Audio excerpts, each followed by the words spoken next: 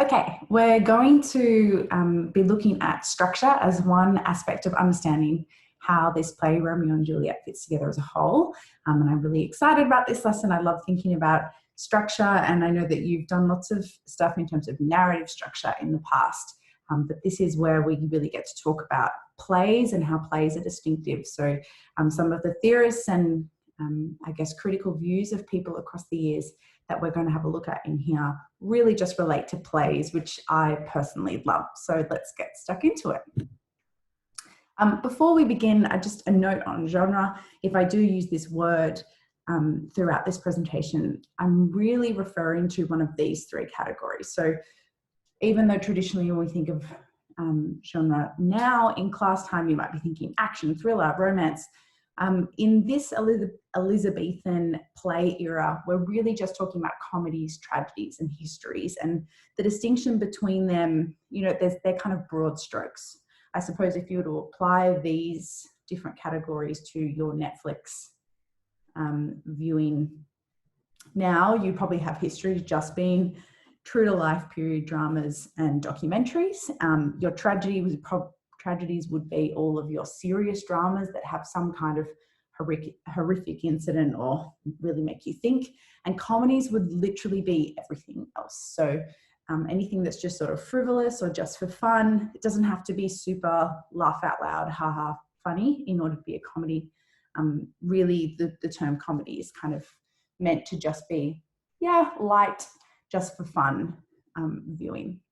So keep in mind that plays were the kind of big form of entertainment at this time. You obviously had musical concerts as well, but in terms of acting, you don't have TV and movies, obviously. The novel doesn't super exist, and so plays are the way in which stories are really told, and certainly the way that people are communally watching plays. So these two, particularly tragedies and comedies, are where most of Shakespeare's most famous plays are, because they would have appealed to the most amount of people. So a brief history, this is kind of a sweeping overview of the schools of thought in terms of how to structure a play. And I say that thing about plays being the main form of entertainment because there's lots of talking amongst these philosophers, poets, writers across time. And they're talking about plays, but really they're talking about stories. Plays are just the main way that stories are being communicated. So we begin with Aristotle. We always begin with Aristotle, and Aristotle in his, essays that have been compiled to be called the Poetics, they're his musings on Greek theatre. So not just tragedy. He's not just talking about tragedy, but he does come up with some of the kind of cornerstones of what makes a tragedy a tragedy. We'll come to that later. So he basically advocates that plays, and again, stories, but plays really only exist in two parts. So he's sort of incidentally promoting just the two-act play. He kind of sees all plays as just having, rising and falling, and that being the whole play, basically. The only two things that a play really entails. Fast forward in time, and we've got Horace here, who's a Roman poet, and his big claim to fame is this quote that I've got here. He basically thinks that all plays should be 5 acts, and that is the makings of a perfect story and a perfect play. We then have Aelius Donatus here, a Roman grammarian, which, if you don't know what a grammarian is, it's somebody who's dedicated their life to thinking about, talking about, writing about commas, apostrophes, and all kinds of glorious punctuation marks. Aelius Donatus has basically advocated for the 3-act play, which is what you would be mostly familiar with. This idea of a 3-act play basically has formed the basis of all of our understanding of traditional narrative arc. So anytime in year 5, year 7, year 9, where you've had to graph or plot a story in 3-act play, plot a story, the shape of that story is based on this 3-act structure. So we're going to talk a little bit more in detail about 3-act plays, because I think they're a helpful thing to compare to the 5-act play in order to understand what makes the 5-act structure so unique. So 3-act structure has these 3 elements: prostasis, epistasis, and catastrophe. And that's sort of, these 2 ideas. We've got, the pressure that good stories ought to have 5 acts, the idea that there's ultimately just an upward action and a falling action, and then finally this platform of advocating for prostasis, epistasis, and catastrophe to be the main arc of a story. And then we enter Shakespeare's writing period. So that's kind of what's sitting underneath the time in which he's writing. After Shakespeare's written all of his plays, and by the way, every single tragedy that he's written is in 5 acts. So that's why we're looking at 5 acts particularly today. You've got this German novelist, Gustav Freytag, and he gets to claim, Freytag's pyramid is what it's called, and it's his 5-act structure. So it's a triangle, A, B, C, D, E. That's his whole framework that he's got for tragedies. And he analyzes that in his book, Die Technik des Dramas, which, you don't have to know very much German to know that probably means the technique of drama. That's exactly what it translates to. So he basically pushes for 5-act tragic structure, and we'll look at that again in detail. And he uses Shakespeare as a lot of his examples for that. So he basically is commenting that Shakespeare uses this, and also that is good, that's good form and ought to be kind of a template for all tragic play writing. For a bit of modern context, the kind of next iteration of the tragedy genre is the problem play, which is a reversion back to 3-act structure. So Henrik Ibsen is a Norwegian playwright, and he wrote A Doll's House, which if you go onto uni and do anything to do with theatre, like this is the play that you will study. This and Hamlet, basically. A Doll's House is known as the kind of original concept of the problem play, which again, as I said, is in 3 acts. And it's also in some ways very prolific and well known as the play that really set in motion the naturalism movement, which is like realism in acting on steroids. So basically A Doll's House is you just watching people living in a house dealing with their real life problems for 2 hours real time. So it's like, it's not just realistic acting, it's like this is real life. That's the sense in which you just have a window into people's lives, that humans themselves are the fascinating subjects. You don't need to have a big fancy plot, although the plot is very good in A Doll's House as well. So that's kind of just a sweeping overview of tragedy and the way that tragedy stories have been structured throughout time. I guess some of the big players who have formed and informed Shakespeare's writing and been informed by Shakespeare's writing as well. So let's have a look at some of the highlights of this timeline. Number 1, Aristotle. So like I mentioned, he's at the beginning of the timeline, and this collection of written work, the Poetics, he raises 3 particular concepts of tragedy that I wanted to bring to your attention, because you might not realize that he can be credited for this, but they're things that basically distinguish tragedy from other genres. So the most obvious one is that tragedy has an inevitable catastrophic conclusion. It can't be avoided. Definitely somebody dies. Definitely there's human suffering. And there's this tension between how much people are the cause of their own suffering and the cause of their own demise, and also how much they're destined for suffering as well. And that is linked to this idea here, the priority being plot. I guess if I can explain that, it's, if you were tomorrow, let's say, you're sitting down and you're going, I'm going to write a book, I'm going to write this story, it's going to be a wonderful story. And you might begin with thinking about setting and characters and maybe a little bit of plot, but you basically just start writing and kind of see where the story takes you.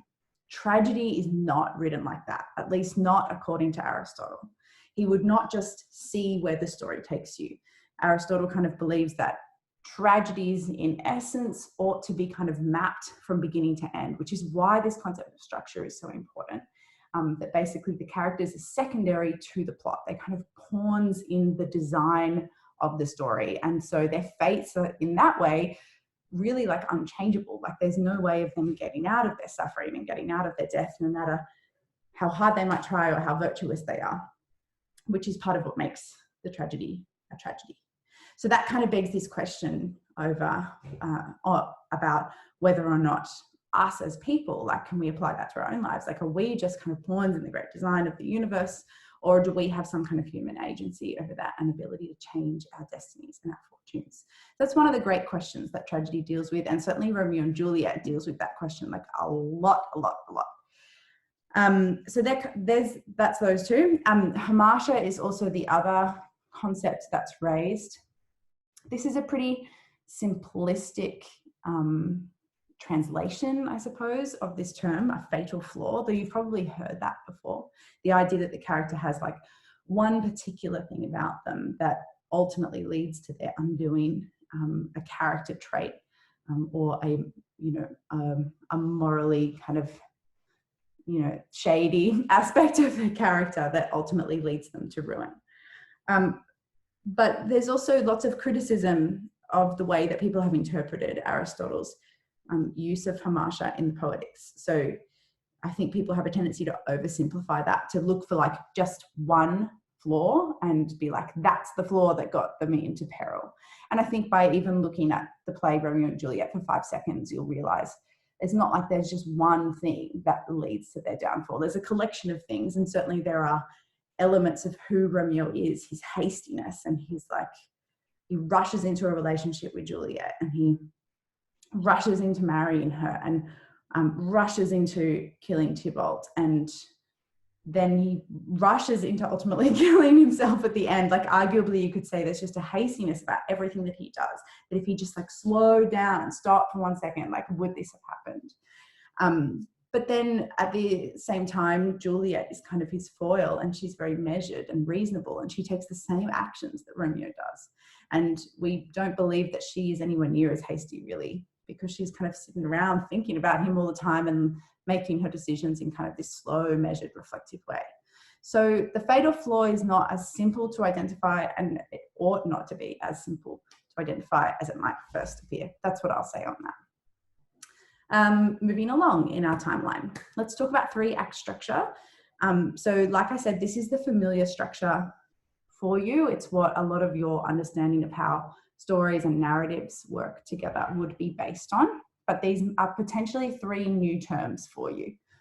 You certainly don't have to use these terms in your everyday life, but I thought I would just share them with you because they're straight from the critics. So the first one here, which is basically just a fancy word for introduction and exposition, is protasis.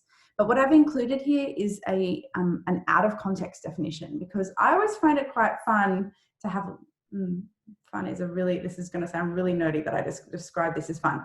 I think it's really interesting to look at definitions of words that are used in a few different contexts, because then if you see it in another context and try and apply it over, it sometimes gives you, kind of just a refreshing or clarifying angle on the word.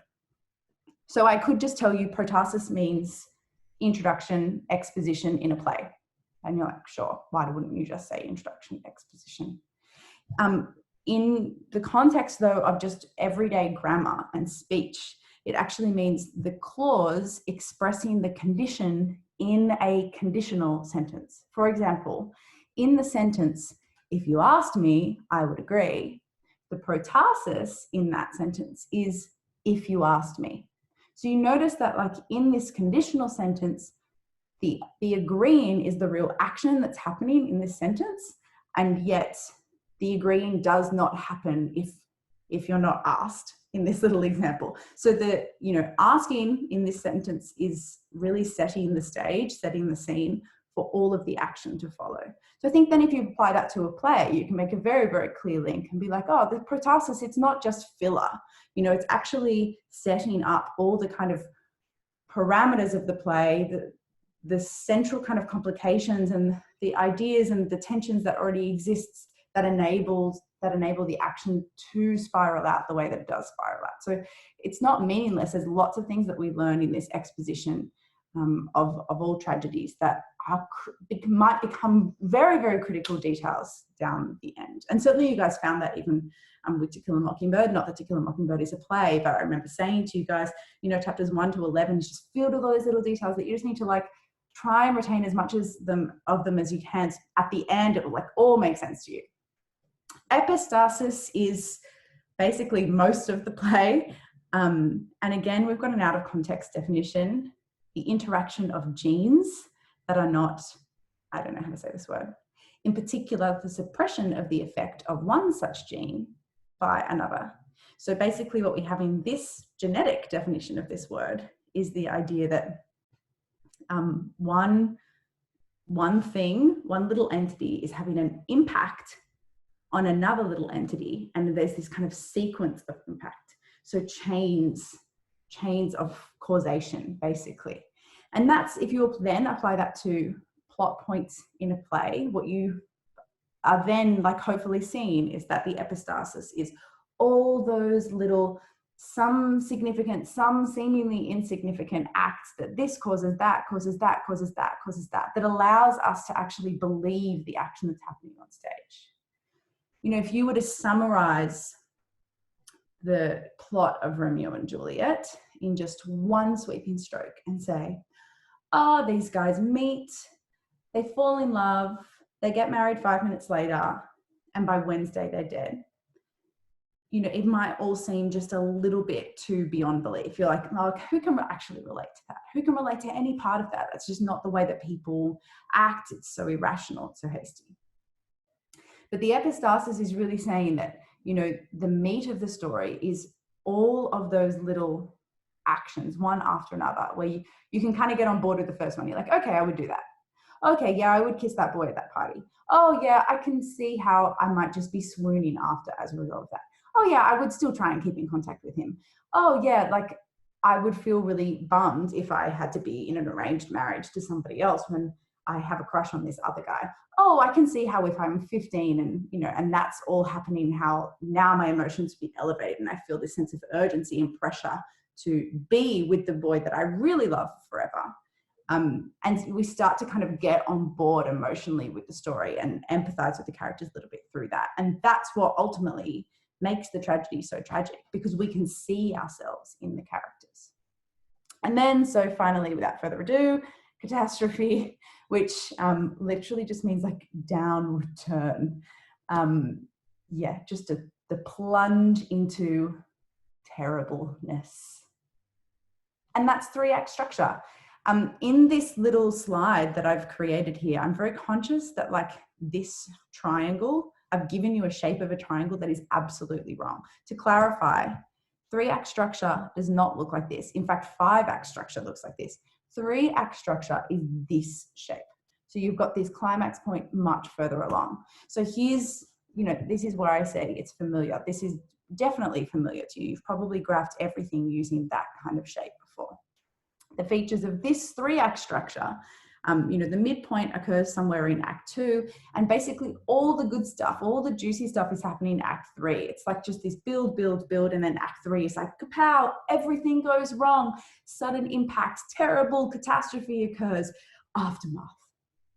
And this denouement section, the fall in action and the kind of last emotional purge, very much is just a response to the climax. You know, it's like, maybe it's a big tragic death, something shocking, some twist, something like gasp worthy, and then we just have like the fallout of that is basically how it goes. So imagine in like a blockbuster movie, you've essentially got something shocking happening, and then, you know, when it kind of cuts to black and it's like 1 year later and they're all at the funeral, and they've tried to age the boys by giving them moustaches and age the girls by giving them ugly haircuts, and they're all just kind of standing around, and the mood is completely changed, and now we've got melancholy music. And so all of those little things are trying to trick you into new atmosphere. There's been some growth, there's been some learning that's resulted from this climax. And in some ways that really misses out on all of this falling action. It just sort of like cuts it out entirely and jumps straight to here, where we're, you know, at a much lower tension space. So that's 3-act structure. I mean, it's very applicable to lots of different stories. Here's a terrible example, Three Little Pigs. You've got this sense of build to climax, and the climax is not happening until Act 3. And then this like immediate resolution, pretty much immediate resolution. Same as in Harry Potter and the Chamber of Secrets. You've got that same kind of shape happening here. And then basically as soon as the big bad is like done for the story, instant happy ending, mood change. We don't get that sense of like, you know, Harry Potter is not filled with Harry's ongoing trauma as a result of this awful thing happening to him in year 8 in high school. If the back half of the book was dedicated, if he confronts Voldemort halfway through the story, and then the second half of Harry Potter and the Chamber of Secrets was just him going to counseling and like trying to rebuild his friendships and jumping all the time, that would be a 5-act tragedy. That would be Macbeth. The final moment being like, I don't know what it would be, something terrible that cannot be named. Let's move on. 5 acts. This is probably a new and unfamiliar structure to you. And like I said, this is the structure that Shakespeare uses for all of his tragic plays. So Romeo and Juliet, yes, I'm going to refer to Macbeth a little bit too, partly because I just love Macbeth. I think it's the best play ever. So you'll notice, first thing you notice that the climax happens at basically the midpoint of the play. So we have a lot more time spent on this downward spiral. And yes, we've got the addition of some new terms here, inciting incident. That should be inciting, not enticing, by the way. Other accounts say exciting. I'm going to like, you know, get on my high horse and say, I went to theatre school. It's inciting. Inciting incident is basically the event that sets the plot in motion. It's usually the point in which the protagonist hatches a plan. So it's not just the first wave of complication. It's not just the first thing to go wrong. It's the point in which the protagonist is like, I'm going to do something about this. And it's then where you go, you're sitting here on the roller coaster and you go, aha, I know what the plot's going to be for the next hour of my life now. I know that it's going to be the protagonist trying to get to that goal that they just said that they're going to try and get to. So that's the structure here. I think this really applies to Romeo and Juliet. My anecdotal application of this is from the times in which I have actually watched Romeo and Juliet. When I'm sitting here, when there's the feuding at the beginning, that's me like, I love this play. I love this play. Romeo meets Juliet. Oh my goodness, I'm so swept up. This is so exciting. And like, honestly, I forget that they die in the end. Like, despite the prologue, despite the foreshadowing, I'm just like swept up. At this point, I'm just like, this is a play about Romeo and Juliet falling in love. This is a play about Romeo and Juliet falling in love. This is a play about Romeo and Juliet falling in love and getting married, apparently. And then we hit here and it's like, Mercutio just got stabbed and is bleeding out. Romeo stabs Tybalt and kills him. Mercutio's curse, a plague on both the houses happens, and it's like bloody and terrifying and really sobering. And it's here that I go, oh wait, this is a play about Romeo and Juliet dying. This is a play about Romeo and Juliet dying. This is a play about Romeo and Juliet dying. So, you know, that's it. Here's a comparison of the two different story structures for you. This is what I tried to create in the video just before. A, B, C, D, E. That's Freytag's pyramid versus traditional 3-act structure. And the reason I think that the 5-act structure is so powerful and so significant, if I could just go back to it for a second, is partly because of that extra time spent here in this downward spiral. It's really, really milks the tragic components of it. So particularly at this point, you know, if we're talking about Macbeth, we've got Macbeth starts freaking out and loses his actual mind. He's having hallucinations of the guy that he just killed. And he's at a legit dinner party with his friends and he's having outbursts, like screaming at the ghost in the room. And you're like, that guy is messed up. And then, you know, a series of unfortunate events, there's a bit of unraveling that happens. By the time we get here, we're really kind of, you know, Act 5, Macbeth's just found out that his wife, who again was having hallucinations, driven mad with the anxiety and guilt of the fact that she was murdering somebody, hallucinations that she can't get blood off her hands. they kind of stop talking. Their marriage sort of breaks down a little bit, and then she commits suicide. And then a guy comes to Macbeth and he's like, by the way, your wife just commits suicide. And this is what Macbeth says: life's but a walking shadow, a poor player that struts and frets his hour upon the stage, and then is heard no more. It, that's life, is a tale told by an idiot, full of sound and fury, signifying nothing. Bleak. Like, it's at this point, because we've all endured Act 4, we've all seen like just this guy crumble and his whole life fall apart. Because of that, like Act 5, we hear this and we're like, buddy, like, you just got to rest. Like, I'm tired for you. I'm like, there's no getting out of it now. Like, just put your hands up and allow yourself to be shot. I mean, he's not going to get shot. It's probably going to be a lot more brutal than that, but you get the picture. And ultimately, the reason we endure that is, and the reason that playwrights have written it that way, with this kind of painful agony, ongoing torture, suffering, is because tragic plays are not just about what's going to happen in the play. They're not about that at all. They're about how could this happen? So again, it's that little chain that we're supposed to be following. So in fact, there's often this foreshadowing, like we find out that Romeo and Juliet are going to die in line 6 of the play. And it's because we're not supposed to watch Romeo and Juliet being like, what's going to happen? What's going to happen? We're supposed to watch Romeo and Juliet knowing that they die in the end and being like, how could this happen? I'm in Act 2 and I don't see how this is possible. And slowly but surely we see everything just sort of take a hold on their life and their relationship. And we see that kind of like the descension into madness, basically, and depravity. And that's what makes it interesting, sad, but interesting theatre.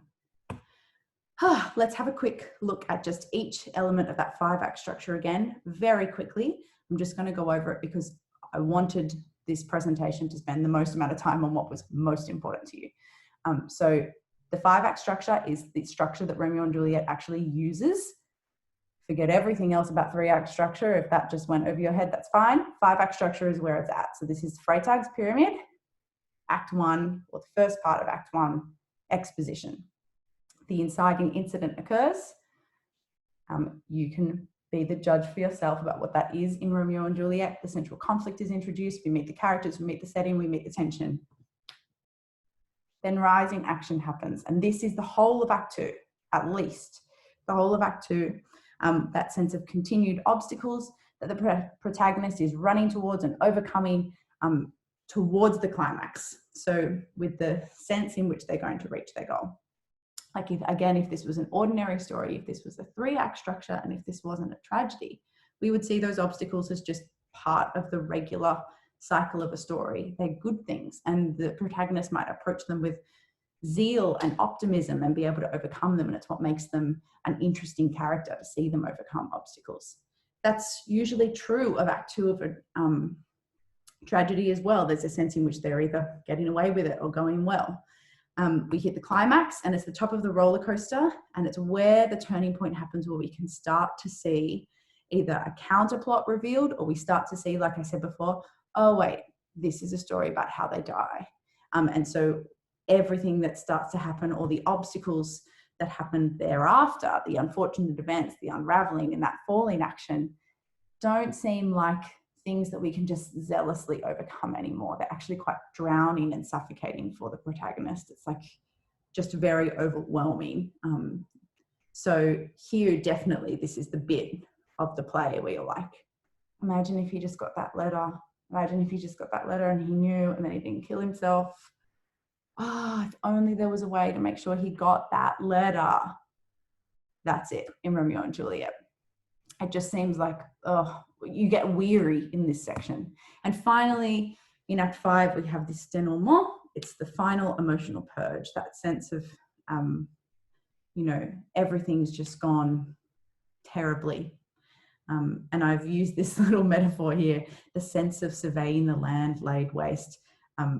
That's the image in my head is, the end of the zombie apocalypse movie where everyone is dead. Like everyone is dead, and the protagonist is there with like this bloody baseball bat in their hand. And they kind of throw it down to the ground. And they're just looking around like panting, tired. And you're just tired for them. And you're like, go home. / also, if you died right now, there'd be still a sense of like accomplishment because you literally killed every zombie. And that's 5-act structure. So in your books, what you're going to do is you're going to draw up a table that looks like this. It does not have to be orange and green. But basically, you're going to find a moment, an event from every act in the play, 1, 2, 3, 4, and 5, that somehow that you think really kind of captures the essence of that part of Freytag's structure. So looking for an example of exposition in Act 1, an example of rising tension in Act 2, an example of the climax in Act 3, an example of falling tension in Act 4, and an example of denouement in Act 5. And I've included as well some cheats guides for you. Here's some examples of that being done, basically because I want you to have accurate notes. And also, I think there's almost just as much merit, to be honest, in you just putting in your own words intelligent thinking about this. So by all means, please hunt and think for yourself through each act. But if you get stuck on one of them, then consult one of these articles and they might just give you a clue as to where to go and, you know, what are some possible examples of what the climax could be in Romeo and Juliet. What are some possible examples of some of the plot points that contribute to rising action, for instance. So you'll need to create that table in your book. And yeah,